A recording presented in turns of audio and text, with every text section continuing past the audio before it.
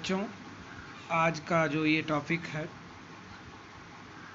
जो बच्चे क्लास 5 पास होकर के क्लास 6 में पहुँचे हैं, उनके लिए यह टॉपिक बनाया गया है।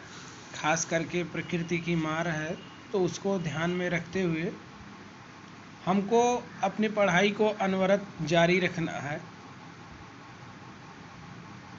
जैसा कि हम लोग जानते हैं कि गणित एक ऐसा विषय है जिसको लेकर के लोगों के मन में तरह तरह की विचारधाराएं हैं कि ये सबसे कठिन विषय है।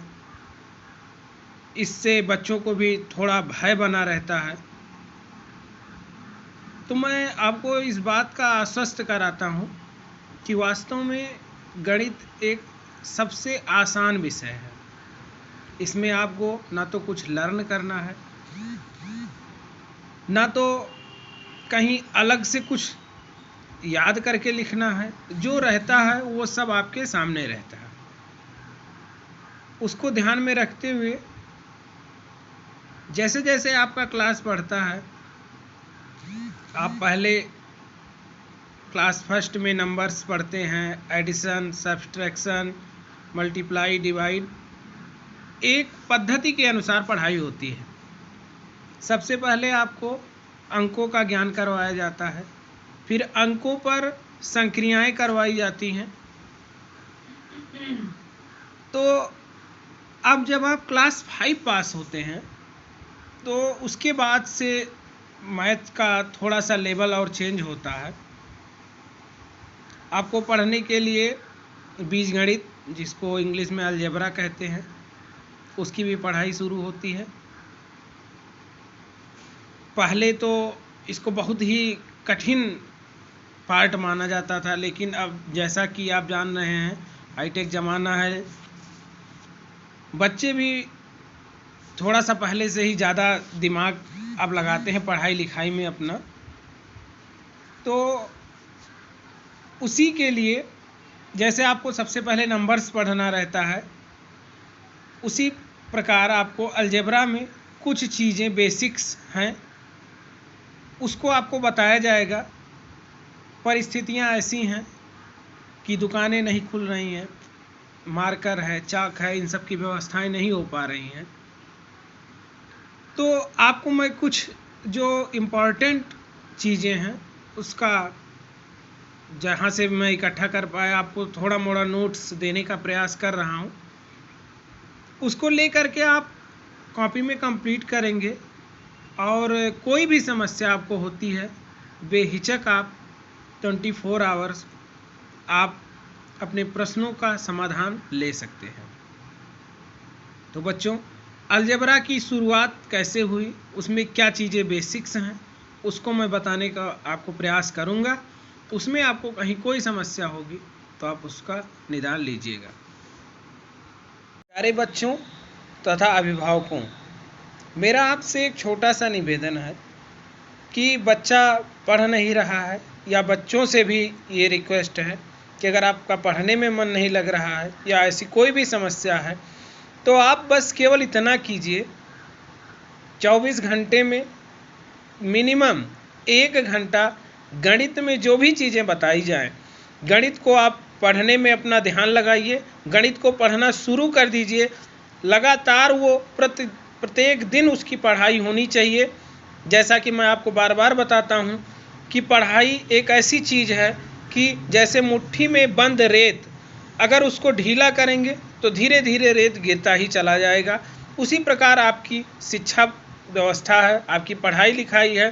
तो आपसे बस इतना सा रिकमेंड है, क्योंकि ये एक ऐसा विषय है, अगर इसको आप पढ़ लिए, गणित एक ऐसा विषय है कि अगर उसमें आपका मन रम गया, मन लग गया, गणित आपको इच्छा जग गई, गणित में रुचि होने लगी, तो कोई ऐसा विषय नहीं है जिसको आप पढ़ नहीं सकते हैं, समझ नहीं सकते हैं, जान नहीं सकते हैं। तो इसलिए इस पे अपना मन लगाइए। जो भी चीज़ें बताई जाएं उसको पढ़िए, नई नई चीज़ों को खोजिए, खुद से प्रश्नों को ढूंढिए, उसका समाधान लीजिए, उसको पूछिए। देखिए बच्चों, ये अलजेब्रा का बेस है, नींव है। बीजीय व्यंजक अलजेब्राइक एक्सप्रेशन लिखा है इसमें, चर तथा अचर राशियों से मिलकर बना हुआ व्यंजक बीजीय व्यंजक कहलाता है। जैसे एग्जाम्पल है 2x + 5, 3x², 9y² etc। अब बीजीय व्यंजक के डिफिनीशन में आपको दो टर्म नए नजर आ रहे होंगे, चर तथा अचर। तो पहला प्रश्न ये है कि चर और अचर आपको जानना चाहिए, फिर आप बीजीय व्यंजक समझ पाएंगे। तो चलिए उस नीचे उसको पहले समझ लेते हैं, फिर मैं आपको ले चलता हूँ बीजीय व्यंजक के पास। चर राशियाँ, जिसको इंग्लिश में बोला जाता है वेरिएबल क्वांटिटी, ऐसी राशियाँ जिनका मान परिस्थिति के अनुसार बदलता रहे, चर राशियाँ कहलाती हैं। जैसे वैरी करता रहे, समय के अनुसार एक निर्धारित एक पर्टिकुलर वैल्यू ना रहे।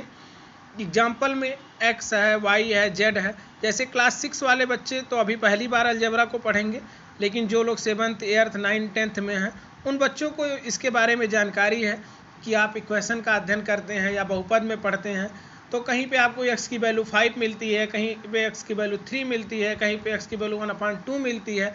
मतलब जो वेरिएबल क्वांटिटी होते हैं उसका मान निश्चित नहीं होता है। अचर राशियाँ कांस्टेंट क्वांटिटी, ऐसी राशियाँ जिनका मान हमेशा निश्चित रहता है, अचर राशियाँ कहलाती हैं। अचर मतलब जैसे अमर, एक निश्चित कांस्टेंट नियत रहे, फिक्स रहे, उसका मान ना बदले। जैसे 3 है, 6 है, 9 है, 11 है etc। मतलब कोई भी नंबर है तो वो नंबर की जो वैल्यू है वो हमेशा फिक्स ही रहती है, उसका मान कभी नहीं बदलता है। ये आपको पता है, आप क्लास 1 से लेकर के क्लास 5 तक इसके बारे में आप अध्ययन कर चुके हैं। नई चीज़ आपको मिली है चर राशियाँ। तो सीधी सी बात है, जब दो चीज़ें हैं चर और अचर, तो अचर ऐसी क्वांटिटी है जिसका मान नहीं बदलता है और चर ऐसी क्वांटिटी है जिसका मान बदलता रहता है।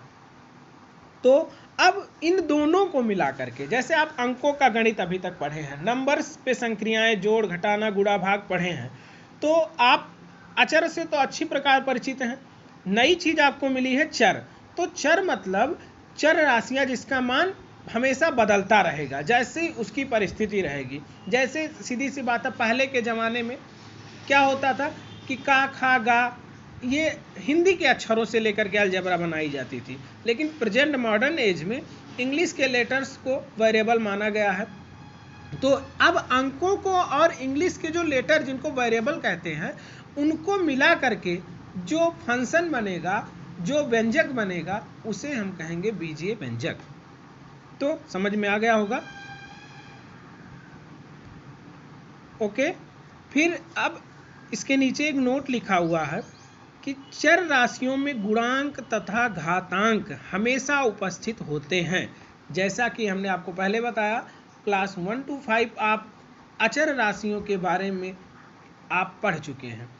बारी आती है चर राशियों की। जैसे अगर आपके शरीर है आपका, तो शरीर के बारे में अगर कहीं बात आती है तो आप कहते हैं कि ये हाथ है, ये पैर है, ये आँख है। सेम एज चर राशियों का जो स्वरूप है उसमें भी कुछ उसका एक निश्चित पैमाना होता है। वो कैसी होती हैं उसका प्रारूप लिखा हुआ है कि गुणांक तथा घातांक हमेशा उपस्थित रहते हैं। गुणांक को कहा जाता है कोएफिशिएंट और घातांक को कहा जाता है पावर। अब नई चीज एक आपको फिर मिली, गुणांक और घातांक।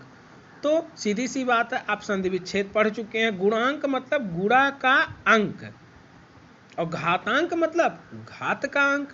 तो गुणांक डिफिनीशन नीचे लिखा हुआ है, चर राशि में जिस संख्या का गुणा रहता है उसे गुणांक कहते हैं। एग्जाम्पल है 9x, 7x, 10y, 2y etc। अब जैसे x में किसका गुणा है? 9 का, तो गुणांक कितना हो गया? 9।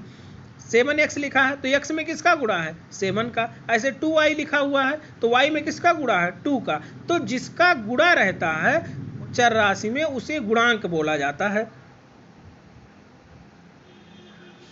देखिए बच्चों, दूसरा आपको एक नया शब्द मिला था घातांक। तो चर राशि की घात की संख्या घातांक कहलाती है। जैसे एग्जाम्पल में लिखा हुआ 5x का पावर 3 1/2 x का पावर 3/2 9y क्यूब etc। अब यहाँ पे पावर चर पे कौन सी संख्या घात, जैसे घातांक, घात के बारे में आप पढ़ चुके हैं। तो जैसे 5x क्यूब लिखा हुआ है तो यक्ष में किसका गुणा है 5 का, तो गुणांक कितना हो गया 5, घातांक कितना हो गया 3।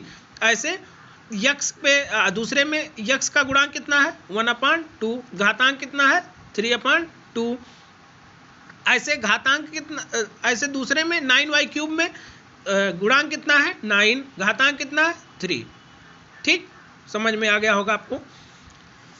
दूसरी चीज आती है समीकरण, जिसको इंग्लिश में बोला जाता है इक्वेशन।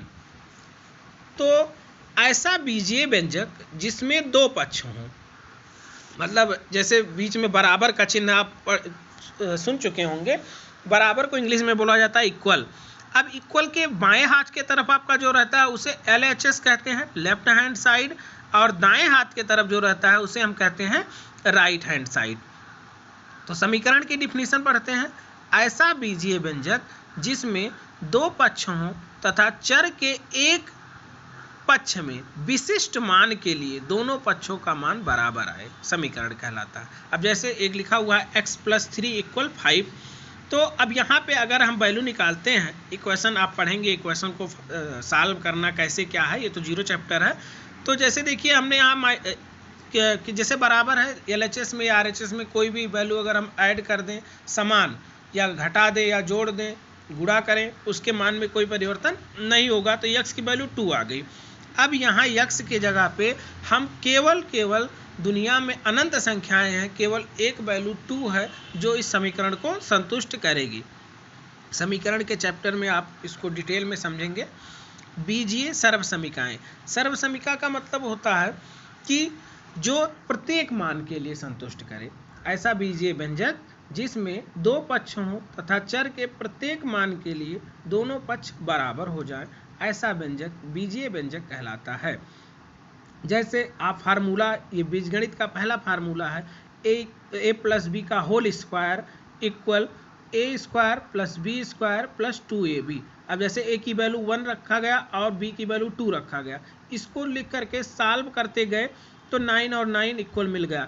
हर मान के लिए ये आपको बराबर ही मिलेगा। कुछ ये महत्वपूर्ण सर्वसमीकाएं हैं, ये फार्मूले हैं, क्योंकि ये 0 चैप्टर क्लास 6 से लेकर के क्लास 10th को ध्यान में रखते हुए बनाया जा रहा है। तो छोटे बच्चे जो हैं क्लास 6 में पहुँचे हैं, वो इस फार्मूले को या इतने बड़े फंक्शन को देख करके वो डरेंगे नहीं, क्योंकि ये आपके लिए नई चीज़ है। तो उनके लिए भी है, आप इसको ध्यान में रखते हुए फार्मूले को पढ़ेंगे, समझेंगे कैसे क्या होता है। ये आपकी बुक में जब आपको चैप्टर्स पढ़ाए जाएंगे, उसमें एक एक सीढ़ी दर सीढ़ी बहुत छोटे छोटे पार्ट में ये सब चीज़ें बताई जाएंगी। पहला फार्मूला है a + b का whole square equal a² + b² + 2ab। दूसरा फार्मूला है a - b का whole square equal a² + b² - 2ab। तीसरा है a + b a - b equal a² - b²। ऐसे आपके ये सब फार्मूले हैं, इसको आप लोग लर्न कर लेंगे। 7 से ऊपर सभी बच्चे ध्यान में रखेंगे, क्योंकि आप इस सब चीज़ों को जान चुके हैं। 6 वालों के लिए नया है, लेकिन 6 वाले भी बच्चे ये सभी आप फार्मूले लर्न कर लेंगे। गुणनखंड मतलब गुणा के रूप में खंड, किसी भी चीज़ को गुणा के रूप में तोड़ देना उसका गुणनखंड कहलाता है। जब कोई चर और अचर राशि गुणनफल के रूप में लिखे होते हैं तो अचर राशि को संख्यात्मक गुणनखंड कहते हैं और चर राशि को अक्षरीय गुणनखंड कहते हैं। जैसे लिखा है 5x² y में 5 क्या है, संख्यात्मक गुणनखंड है, और x² y क्या है, अक्षरीय गुणनखंड है। समान पद, जब किसी बीजीय व्यंजक में अक्षरीय गुणनखंड समान हो तो ये पद समान पद कहलाते हैं। जैसे एग्जाम्पल है 5x² y + 3y² + 9x² y + 9y²। यहाँ पे समान पद है 5x² y और 9x² y²। समान पद है दूसरा 3y² और 9y²। नोट: यदि चर तथा अचर राशियां आपस में प्लस या माइनस द्वारा संबद्ध रखते हैं तो प्रत्येक भाग व्यंजक का पद कहलाता है। मतलब व्यंजक का जो पद है, अगर चर और अचर के बीच में प्लस लगा है या माइनस लगा है तो वो अलग अलग पद टर्म जोड़े जाते हैं। होमवर्क है आज का।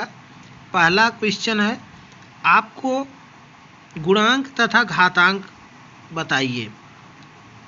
3x³ लिखा है जैसे, तो इसमें गुणांक क्या होगा 3, घातांक कितना होगा 3। इसी प्रकार से आपको जहाँ जहाँ कॉमा लगा है उन सभी टर्म में से आपको गुणांक तथा घातांक बताना है। दूसरा क्वेश्चन है, पदों की संख्या बताइए। आपको इन टर्म में से कितने पद हैं ये आपको काउंट करके लिखना है।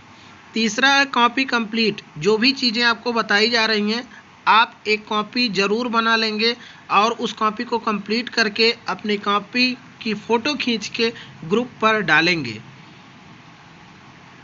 किसी भी प्रकार से कोई भी चीज़ समझ में नहीं आएगी तो आप फ़ोन करके पूछ सकते हैं या अपने क्वेश्चन को ग्रुप पे डाल सकते हैं।